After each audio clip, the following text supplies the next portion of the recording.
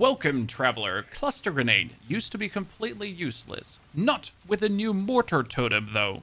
It's going to be 3 totems rapid firing out 9 cluster grenades that each split up into 18 mini grenades. And all of these grenades, the 9 and the 18, have a chance to explode twice with a 65%. While on top, the Mortar Totem is also throwing out 9 poison bombs every now and then.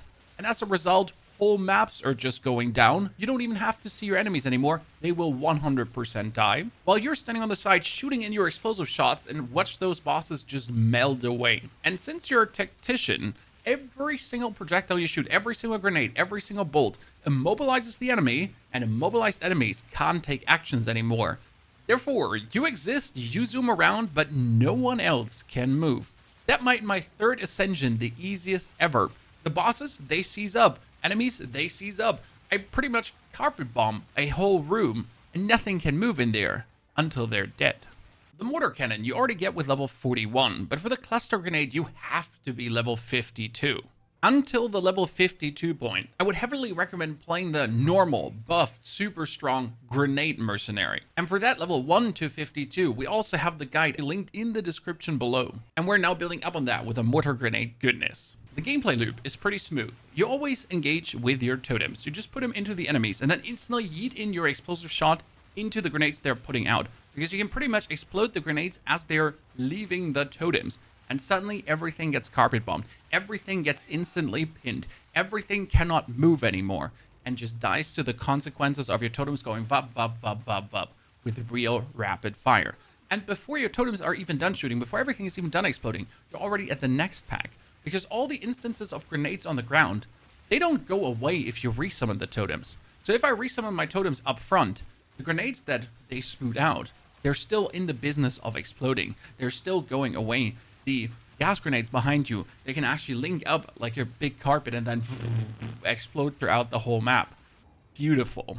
And against bosses, it's pretty much the same, because they can get pinned too. They can get immobilized too. They can't actually do anything, as you just totem, totem, totem, explosive shots into them, totem, totem, totem, and explosive shots into them. Done. They'll die so fast, they don't even know what hit them. The main actor of the show is going to be your mortar cannon, together with the cluster grenade. Then we're also slotting in the gas grenade. Important to know is the mortar cannon does not shoot them at the same time. The mortar cannon goes cluster, gas, cluster, gas, cluster, gas. Could we only play the cluster grenade without the gas and put a damaging support in? Yes. But it turns out that we do more damage this way. With the gas and the cluster alternating, especially against bosses, the DPS has simply been higher. Then you're also playing the payload gem. Supported skills have a 70% reduced cooldown recovery rate. That's fine because your mortar cannon itself has a 100% increased cooldown recovery rate. And you can just resummon a totem. If you go 1, 2, 3 totems, it shoots itself empty. And then you summon another one, it's instantly at full charges again. You don't actually worry about that cooldown recovery rate. And then you need Urgent Totems 3. If you don't have Urgent Totems 3 yet, you go for Urgent Totems 2. That's for the placement speed. Without the bonus placement speed, it looks like this. That's awful. You don't have a perfect Jeweler's Orb yet. It's very important that you start with 1, 2, and Urgent Totems, right? That is mandatory. The payload is the bonus on top, where then every single grenade can explode again. Without Urgent Totems, without the quick placement, you're just gonna hate life. Now to the explosive shot, because you don't want to run around with 2 charges. We actually have 6 bolt in it, and so quick reload speed that it doesn't even feel like reloading. You go vop, vop, vop, vop, vop, super quick. And you want that for the smooth gameplay loop feeling. First, streamline rounds. For the more attack speed, less damage, and less reload speed, but the 5 additional bolts. Then we get the multi-shot. This makes the explosive shot go in a triple line and just explode more grenades in a row. First one hits, boom, explodes the existing grenade. Second one hits the existing, very nice. Followed up by nimble reload for the quicker crossbow reload speed. And then we tried to go for the armor break, but we're not breaking enough armor. That's actually not worth it. And since I feel we don't have enough grenades with the cluster and the gas grenade, we're also going to be adding the Mirage Archer. The Mirage Archer is a spirit skill that I dodge, and it leaves behind this little friendly dude. That decays, and now I have to wait 5 seconds until I can dodge roll again to get the Mirage Archer. Obviously, I can dodge roll before, but then I'm going to reset that cooldown. You don't actually need to roll that much because you're putting down your totems. They're tanking for you. And then every 6 seconds, you put that one out. And the cool thing about the Mirage is, let me show you, it's going to shoot grenades for you on top of the grenades we're anyway shooting. We're going to do this, and look how quick he unloads. Yeah. He alone is enough to clear this. The Mirage Archer gets that explosive grenade, the elemental armament, and also payload. Again, for the double explosions. Since he's not long enough alive to really get out of cooldown charges, he goes vop, vop, vop, vop, and then goes away anyways. The only grenade you're shooting yourself is the oil grenade, together with the persistent ground and also the potent exposure. This lowers the elemental resistance of enemies greatly. And since we're a tactician, we can do a very interesting thing. Our first 4 points are for the increased pin build up, and then also for the projectile damage builds pin, and pin enemies cannot perform actions. Fantastic. We get them all under control. With the next 2 points, we get more spirit, and persistent buffs have 50% less reservation. This has me right now play the War Banner, Herald of Ash, Time of Need, the Mirage Archer. We get cannibalism for life recovery on killing. We get bonus life regeneration that costs another 40 spirit. I could put the life regen away as I then ascend another time and play even more banners without having a banner limit. Yeah, I can put 3 of them down at the same time. That would, for example, be the bonus attack damage banner and the defense banner, plus the third one. Time of Need we got for some heal in between and to remove curses and elemental ailments, together with a compressed duration. Herald of Ash we have for the bonus explosions, and then the actual heal on killing stuff, plus the life regeneration. It's super good. And then our War Banner also with a prolonged duration that it hours longer, and that 25% bonus attack damage and the accuracy rating and the attack speed. All of that does actually apply to my 3 mortar cannons, especially on boss fights. That goes hard. And the glory we're getting by simply having our attacks hit enemies. Now let's get to the bread and butter, the passive tree, and here we need to talk about the weapon swap points. My weapon set 2 is for my crossbow. My weapon set 1 is for the mortar cannon. My mortar cannon does not need crossbow reload speed. With weapon sets now, I can spend the 3 points that I have in crossbow reload speed at the same time for my mortar cannon for bonus projectile damage and reduced projectile speed, so the grenades drop closer together. With weapon set points, you can essentially spend 24 points twice. Once boosting your one skill, and the other time boosting the other skill. Totems do something special though with the weapon swap points, since they're keeping the effects. For example, the cluster bombs is currently on my weapon set number 1. Grenade skills fire an additional projectile. If I now summon my totems, and I set my mortar cannon to weapon set 1, right here, then it gets the bonus projectile. If I now go for my explosive shot, which is set for weapon set 2, we are swapping away from that skill point, but the grenades are still shooting the 3 shots because the totems get this snapshotted on. The same goes for the increased duration of damaging ailments on enemies and damage penetrates fire resistance. The totems had that from the beginning. They will penetrate that fire resistance, even if I go for my crossbow shots, even if I'm away from that.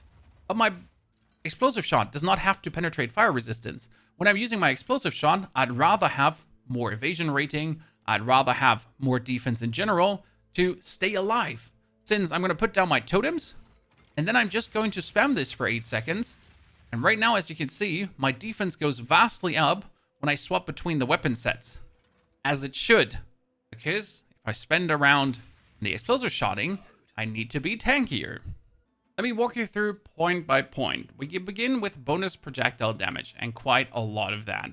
All the way down to then dexterity, strength, dexterity, strength in a mix. And here, these points, they're all weapon set 1. Weapon set 1 is now going to be our grenade set. But we don't need these 6 points on our crossbow. What we do need, though, is these defensive points, for example. The armor and evasion rating, making us more tanky. Then we're going to go down further, all the way, dexterity, strength, to the right side. And here we're again, weapon set 1. It's going to be increased damage with crossbows, grenade damage, and grenades have a chance to activate a second time. While with our other weapon points, we're going to move here to the side, strength, dex, strength. And then with weapon set 2, we're going to be taking the crossbow reload speed. Then we're going to take the defense to be up all the time. This is kind of good. And we're going to move our way to the side here with dexterity and strength. And then with our weapon set number 2, the crossbow, we can take the node that says allies in your presence have 6% increased attack speed. Fantastic. If I now swap then over to my crossbow, my totems will actually shoot faster. And I will also shoot my explosive shots faster. Quite nifty. This brings us over at the bottom to the side. Left, left. Here we're going to spend normal points because the armor and evasion rating we get per summoned totem goes away if we swap away from the totems. So this one does not get snapshotted on. The actual +1 totem though, that one gets snapshotted on. The actual attack speed of the ballistas and the immobilization buildup gets snapshotted on too. And the bonus immobilization buildup in general also gets snapshotted on. Then we're going to move to the right side from our crossbow reload node. Yabba dabba do. And with weapon set 2, we're going to get us a chunk of evasion rating. If we get hit, if we don't hit, that's 70 and 70% more evasion rating. With weapon set 1, we can also then slow down our projectiles for them to explode closer together. Then on the top, where we have the bonus attack speed, we're going to be moving over to the side with dexterity and strength. And 2 weapon sets from our weapon set 1 are going to give us a bonus attack area effect and damage. Next to the ballista nodes, 1 more to the side, and here we would like to have weapon set 1 for the fire resistance penetration. Going over to the left side now for a jewel, and a very important weapon set 2. 5% of armor also applies to elemental damage, and 15% of armor applies to elemental damage. That's pretty good. That is 30% of armor applies to elemental damage, just like that. The last 4 weapon set 2 points I like to spend here in the armor and evasion rating, making me super tanky. Keep in mind that all these defensive nodes were pretty much not needed during the campaign. They were now needed in the mapping stage. Then we're going to invest 1, 2, 3, 4 points, so we get Demolitionist. 4% of damage as extra fire damage for every different grenade fired in the past a second. We fire 3 different grenades for another 12% damage as fire damage. And weapon set 1 gives us reduced grenade detonation time. And then we're going with another 1, 2 skill points in there. And the last 3 weapon set 1 points get us our Force of Nature for attack damage penetrates 15% of elemental resistance. Now we penetrate 15% of elemental resistance, we penetrate 15% of the fire resistance, and we lower the resistance by 20% plus anyways with the oil grenade. What are we planning to do with up-and-coming points? I would like to go here into the attribute node and 5% more mana life movement speed if I have at least 10 red support gems, 10 green support gems, and 10 blue support gems. Either one of them or each of them. Lastly, let's not forget to put our main point in here and then run down to Overwhelm for the 40% two-handed weapon damage with reduced attack speed and stun build-up, plus the increased area of effect. That is just one hell of a juicy note. What are we planning to do with further points? We were thinking about going for the Coughed Earth, but that has not seemed at all necessary. Defense seems pretty good at this point. I was thinking about doing some stuff with our Glory, so maybe get some more banner uptime, maybe try to generate more glory that you can spam out the banners. Especially banner skills have increased area of effect and duration, and banner also grants 25 elemental resistance to you and allies. That might be nasty, as I could very easily get my elemental resistances up. What you definitely want to have is the Gem Enthusiast. You just need 10 red support gems for 5% more max life. You then also have 10 green support gems of 5% more movement speed. If you on top have 10 blue support gems, you get 5% more maximum mana. We don't need those skills. We don't need that many skills, but slapping in a bunch of willy-nilly support gems just to get this should be possible. One final note I forget to mention is over here on the side for damage versus immobilized and immobilization build up, damage versus immobilized enemies, and then enemies are intimidated for 4 seconds when you immobilize them. And we always immobilize them, either heavy stunned or pinned, and if they're intimidated, they take 10% more damage. That's quite nice on top because 10% more damage is damage multiplied. It's not 10% increased damage. And that's pretty much where I am now with my level almost 17. No worries, we'll play this further to the 4th Ascension, 285, clearing tier 15 maps, tier 60 maps, just like our warrior. Right now, we have cleared a tier 10 map already with our level 69. That was quite nice, but I almost died, so I had to go for more defenses. Talking about those defenses right now. First, your crossbow. You want to have as much physical damage as possible. I get really lucky rolling this one. The physical damage is going to be turned into fire damage, and it just calculates better with maximum physical damage. Keep in mind that your cannonade crossbow can also get a nice desecration. And that desecration is called limited to ballista totems. Boom. +1 to maximum number of summoned ballista totems. You might even just look for one of these crossbows and buy them yourself. Optimally, they would be a cannonade crossbow. You don't always get lucky and find one. But for 15k orbs right now, you could have 186 damage and the number 2 summoned ballista totems +1, giving you 4 totems. I don't even have 4 totems. I have 3 totems, and for this I need the Idol of Uldurn, the Crimson Amulet. Skills have +1 to limit. This brings our Mortar Totems up to a total of 3. The Idol of Uldurn is incredibly cheap, and it gets cheaper by the day. Right now you're looking at 10k as orbs. That's nothing. As you hit level 52, you might have actually gotten 10k orbs at that point, or you can just currency exchange into them. The rest of my gear is meant to be armor and evasion rating with a lot of maximum life and resistances. My helmet is currently full armor, but it's going to get replaced by a helmet I found with 630 evasion rating. My gloves are full armor too, but that's because of the high amount of resistances they're giving me. What can I say? It's very useful.